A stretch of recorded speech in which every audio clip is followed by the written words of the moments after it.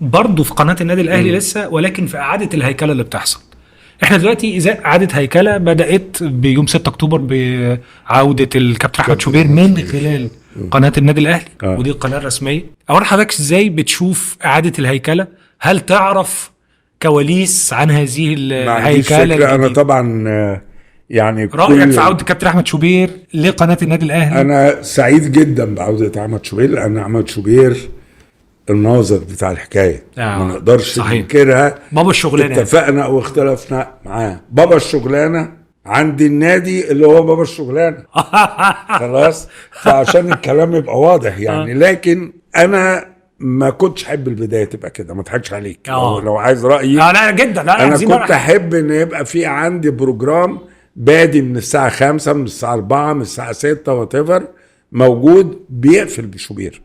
لكن ان شوبير يشيل القناه لوحده ما هوش منطقي. صحيح عندك وعندك برامج اوريدي تقدر تطلع بيها كانت موجوده. يعني انا وجهه نظر ان برنامج الترند ده برنامج كان حلو جدا.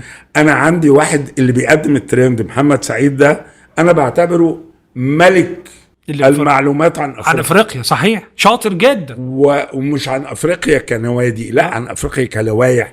صحيح. وعنده مصادر، مهمه، مصادر هامه. صحيح. يعني ده لازم يبقى موجود. كان عندي مثلا ايام ما كنا موجودين، كان عندنا في القناه عمر ربيع ياسين. عمر ربيع ياسين في الدوريات الاوروبيه وما شابه قوي جدا. يعني اقصد ان هناك برامج كتير تقدر تملى بيها هوا بدون ملل مع الناس. واختم بشوبير، هل بتشوف بعد مشيان كابتن احمد شوبير من اون سبورتس وعودته لقناه الاهلي بعد فتره توقف وكذا، دي بتقول انه لا يمكن الاستغناء عن كابتن شوبير من المشهد الاعلامي او الاعلام الرياضي، ولا بتقول ان دي تراجع بالنسبه لكابتن شوبير من القناه الرياضيه الاهم لقناه نادي في الاخر؟ ان شوبير يطلع بره المشهد الاعلامي ده شيء ما هوش منطقي ومش وارد. كنا نحسبه تراجع، لا، هو مش تراجع. هو مش تراجع لانه برغم انه في قناه فئويه، شوبير بقاله 3 4 5 ايام. شوبير اعلى نسبه مشاهده، ودي لم يكن تحلم اي قناه فئويه بانها تحققه. هو انت كل ما قلت امكانياتك وبقيت نمبر 1 برضو، ده بيقول ان انت جامد قوي. صحيح. يعني شوبير كان بيطلع في قناه قبل كده بيقعد 4 ساعات و5 ساعات وهو ما عندوش ماتيريال. يعني ما هو انت، انا عشان اشتغل انا عندي ماتيريال، اجوان، ماتشات شغاله والدوري شغال، وهو ما عندوش ده. ورغم هذا بيعمل حلقه الناس كلها تروح تتفرج عليه.